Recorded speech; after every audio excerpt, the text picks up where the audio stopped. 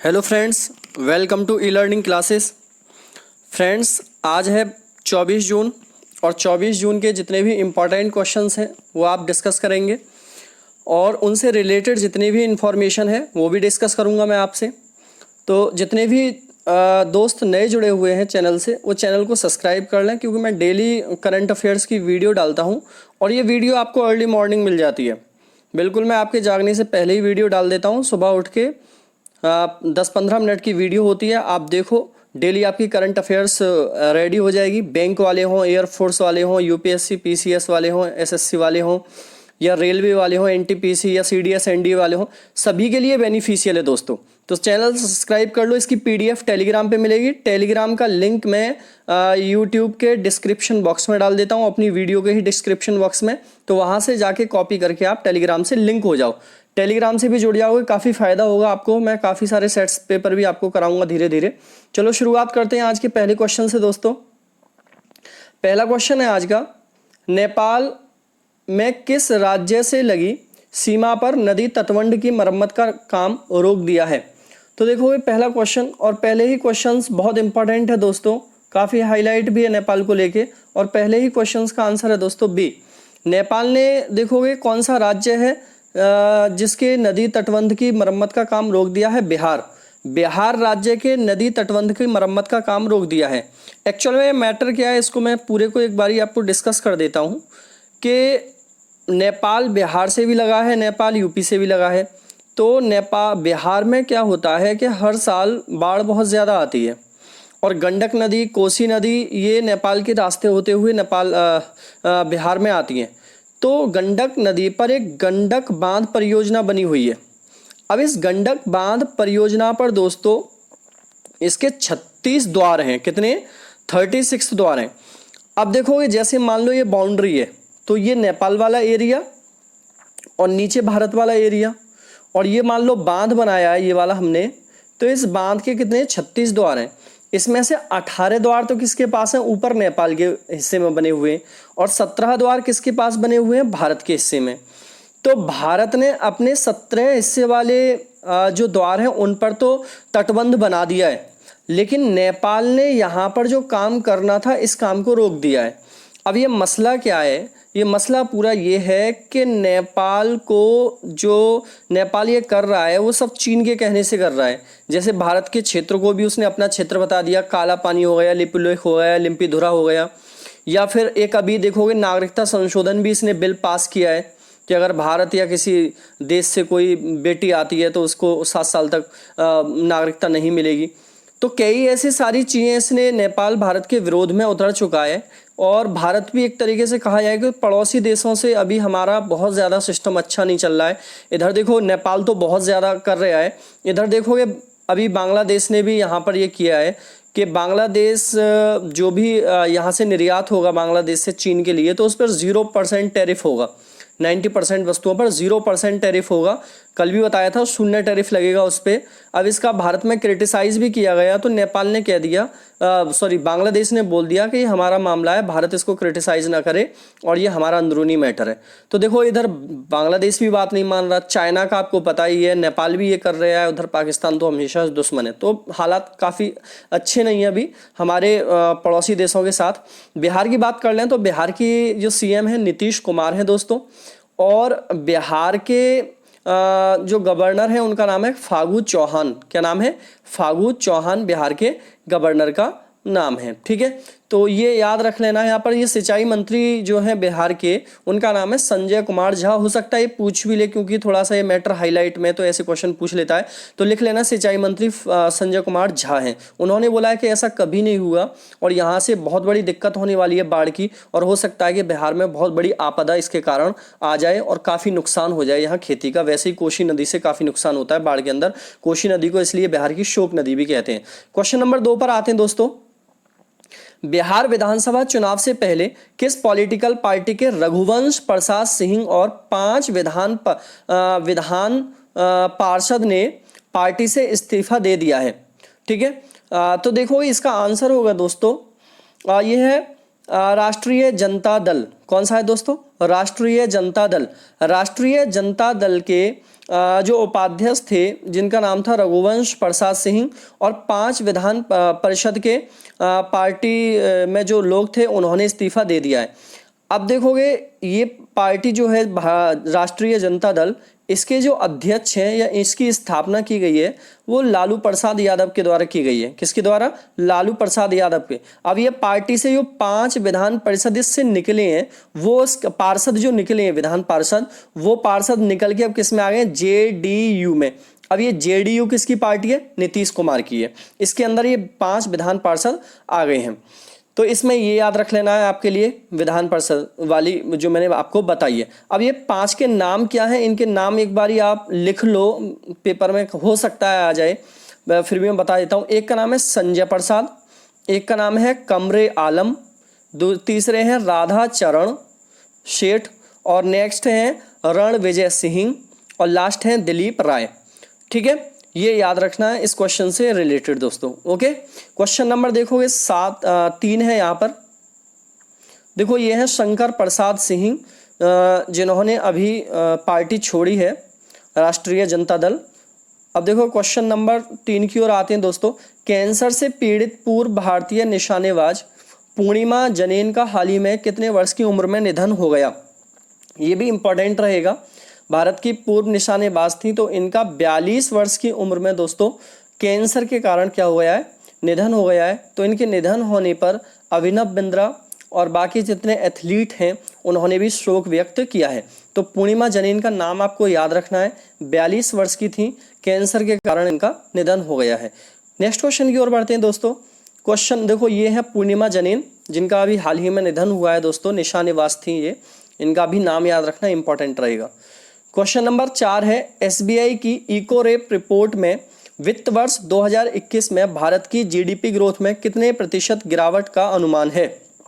Very very important question है। SBI ने ये रिपोर्ट दी है दोस्तों। किसने दी है? एसबीआई ने, इसलिए इंपॉर्टेंट है। आंसर रहेगा इसका सी। 6.8% की गिरावट इसमें बताई जा रही है। वित्त वर्ष 2021 में भारत की जीडीपी ग्रोथ में 6.8 की गिरावट है।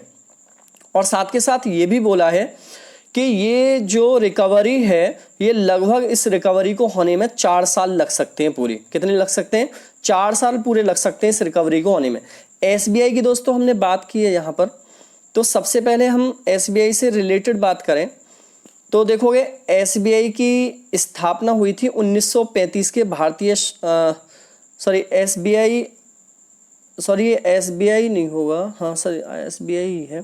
एसबीआई 1955 में इसकी स्थापना हुई थी दोस्तों। ठीक है, कब हुई थी? एसबीआई की स्थापना 1955 में हुई थी।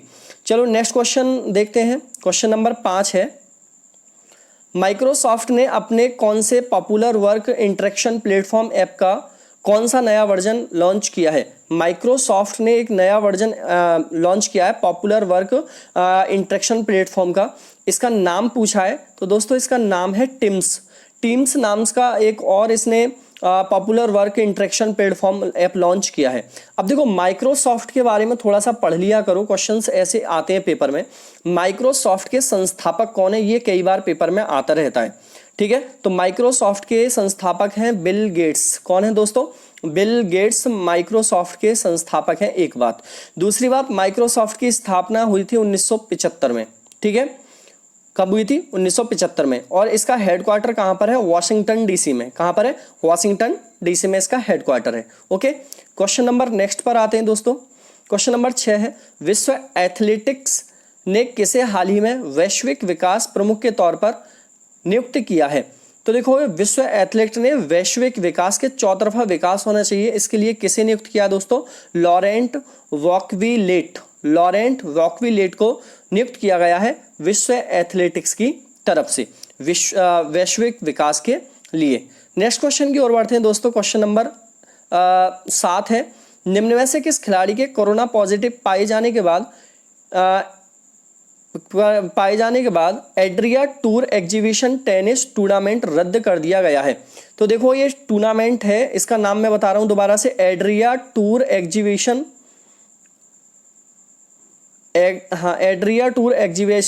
टेनिस टूर्नामेंट रद्द हो गया है। तो ये कोरोना पॉजिटिव पाए गए हैं, इनका नाम देख लो, ग्रिगोर दिमित्रोव, ये बहुत इंपॉर्टेंट रहेगा, कोरोना पॉजिटिव है। हो सकता है टूर इंपॉर्टेंट ना हो, Adria tour exhibition tennis tournament रद्द हो गया, ये इंपॉर्टेंट ना हो, ये जरूर होगा कि किसको हुआ था। ठीक है, ग्रिगोर दिमित्रोव। तो ठीक है, इस क्वेश्चन को याद रखोगे दोस्तों। इनकी एक फोटो भी मैं आपको दिखा देता हूँ। देखो ये हैं जिनको कोरोना हो गया है और इन्हीं की वजह से क्या हो गया है, इसको टूर को टाल दिया गया है। नेक्स्ट क्वेश्चन की ओर बढ़ें दोस्तों। क्वेश्चन नंबर 8 है, ब्लूमबर्ग मीडिया की रिपोर्ट के मुताबिक किस देश ने भारत की स्पेशल फ्लाइट्स को एंट्री देने पर रोक लगा दी है। तो देखोगे एक ये मीडिया रिपोर्टर्स है ब्लूमबर्ग, और इसने एक रिपोर्ट दी है कि भारत की स्पेशल फ्लाइट को एंट्री देने पर रोक लगाती है। कौन सा देश है दोस्तों इसमें? अमेरिका। अमेरिका ने भारत की स्पेशल फ्लाइट्स को एंट्री देने पर रोक लगा दी है। अभी देखोगे ये आदेश 30 दिन के अंदर लागू हो जाएगा। अभी आपने अच्छे से सुना होगा कि एयर इंडिया भारत की फ्लाइट्स है वो वंदे भारत मिशन के तहत विदेश में जितने भी भारतीय फंसे हैं उन्हें लाने का काम कर रही है। ठीक है, वंदे भारत मिशन के तहत। तो उसी को अमेरिका ने बैन कर दिया कि यहाँ पर ये फ्लाइट्स अब नहीं एंट्री होंगी। ठीक है, तो ये याद रखना, क्वेश्चन 8 का डी है अमेरिका। नेक्स्ट क्वेश्चन की ओर बढ़ते हैं दोस्तों। क्वेश्चन नंबर 9 है, हाल ही में विजय खंडूजा को किस देश में भारत का राजदूत नियुक्त किया गया है? वेरी वेरी मोस्ट इंपॉर्टेंट है दोस्तों। मैं एक इसकी और अलग से वीडियो भी बनाऊंगा कि कौन कौन से देश में राजदूत बने हैं। इसका आंसर है दोस्तों जिम्बाब्वे। जिम्बाब्वे आंसर है। विजय खंडूजा को जिम्बाब्वे में राजदूत नियुक्त किया गया है भारत का। ठीक है, अब देखो जिम्बाब्वे की बात आई है दोस्तों, तो जिम्बाब्वे का बात कर लें तो जिम्बाब्वे की राजधानी हरारे है, मेरे ख्याल से सभी जानते भी होंगे और पेपर में आती भी रहती है। दूसरा, यहाँ की जो करेंसी है वो है यूएस डॉलर। क्या है? US dollar. और यहाँ के जो प्रेसिडेंट हैं उनका नाम है इमरसन मैगांगुआ। इमरसन मैगांगुआ। इमरसन मैगांगुआ। अब इसकी एक पिक्चर भी मैं आपको दिखा देता हूँ विजय खंडूजा जी की। ये हैं विजय खंडूजा, IFS अधिकारी हैं ये, और इनको जिम्बाब्वे में भारत का राजदूत नियुक्त किया गया है। ओके दोस्तों, नेक्स्ट क्वेश्चन की ओर बढ़ते हैं। क्वेश्चन नंबर 10 है, निम्न में से किस देश में ने कोविड प्रक्रिया का समर्थन करने के लिए भारत के साथ 200 मिलियन यूरो का समझौता किया है? तो इसका आंसर होगा 10वें क्वेश्चन का आंसर दोस्तों ये है आंसर इसका बी, फ्रांस ने। किसने दोस्तों? फ्रांस ने कोविड प्रक्रिया का समर्थन करने के लिए भारत के साथ 200 मिलियन यूरो का समझौता किया है कि जो कोविड से रिलेटेड चीज़ें हैं वो कम की जाएं, इसका प्रकोप कम किया जाए। इस सारे समझौते में भारत और फ्रांस के बीच में हुआ है 200 मिलियन यूरो का ये समझौता हुआ है। इंपॉर्टेंट क्वेश्चन है, याद रख लेना। नेक्स्ट क्वेश्चन की ओर बढ़ते हैं दोस्तों। क्वेश्चन नंबर 11 है, हाल ही में आई UN की रिपोर्ट के अनुसार कितने बिलियन बच्चे हैं देखो कितने बिलियन बच्चे, यहाँ पर देखो दोस्तों यहाँ पर थोड़ा सा मिस्टेक है क्वेश्चन में, इसको पूरा कर लेना। कितने बिलियन बच्चे, ये जो वर्ड है इसको मैं लिख देता हूँ, यहाँ पर लिख लेना हिंसा। क्या है? हिंसा। ठीक, कितने बिलियन बच्चे हिंसा का अनुभव करते हैं? इंपॉर्टेंट क्वेश्चन रहेगा, UN की रिपोर्ट है दोस्तों और इसमें पूछा है कितने बिलियन बच्चे हिंसा का अनुभव करते हैं। तो इसका आंसर है दोस्तों C, 1 बिलियन बच्चे किसी ना किसी प्रकार की हिंसा का अनुभव करते हैं। जबकि इस रिपोर्ट के अनुसार ये भी बताया गया है कि दुनिया में 88%, कितनी 88% ऐसी कंट्री है जिनके पास हिंसा से रिलेटेड कानून है। 88% कंट्रीज के पास हिंसा से रिलेटेड कानून है, लेकिन 47% कंट्री ही इस कानून को स्ट्रिक्टली लागू करती हैं। इसलिए क्या होता है कि 1 बिलियन के करीब बच्चे जो है वो किसी ना किसी तरीके से हिंसा का अनुभव करते हैं। इंपॉर्टेंट है, UN की यहाँ पर बात है दोस्तों। UN की स्थापना 24 अक्टूबर 1945 को हुई थी। हेडक्वार्टर न्यूयॉर्क में है और इसके अध्यक्ष हैं एंटोनियो गुटेरेस। कौन है? Antonio Guterres. क्वेश्चन नंबर है दोस्तों 12, डेडमैन के नाम से मशहूर WWE के किस दिग्गज रेसलर ने प्रोफेशनल रेसलिंग से संन्यास लेने का ऐलान कर दिया है? मेरे ख्याल से कोई बच्चा ऐसा नहीं होगा जो नाम नहीं जानता होगा, और इसका आंसर है दोस्तों बी, अंडरटेकर। अंडरटेकर को सभी जानते होंगे और इन्होंने प्रोफेशनल रेसलिंग से संन्यास लेने की ऐलान कर दिया है। और जो नहीं जानता है उनको मैं फोटो दिखा देता हूँ। ये है दोस्तों अंडरटेकर, जिन्होंने WWE में पहला कदम 1990 में रखा था और तब से अपनी ऐसी धाक जमाई कि पूरी दुनिया में अंडरटेकर को जाना जाता है। ओके दोस्तों, क्वेश्चन नेक्स्ट है, योग के अभ्यास को बढ़ावा देने के लिए किस अभिनेत्री को आयुष मंत्रालय में शामिल किया गया है? ये भी इंपॉर्टेंट रहेगा दोस्तों, और इसका आंसर है सी, अनुष्का शर्मा को। वेरी वेरी मोस्ट इंपॉर्टेंट है, अनुष्का शर्मा को योग के अभ्यास को बढ़ावा देने के लिए आयुष मंत्रालय में शामिल किया गया है। अब देखो यहाँ पर जो आयुष वर्ड है इसकी फुल फॉर्म याद कर लेना। आयुष की फुल फॉर्म है, ए का मतलब है यहाँ पर आयुर्वेद, ठीक है, आयुर्वेद, योगा एंड न्यूट्रोफी।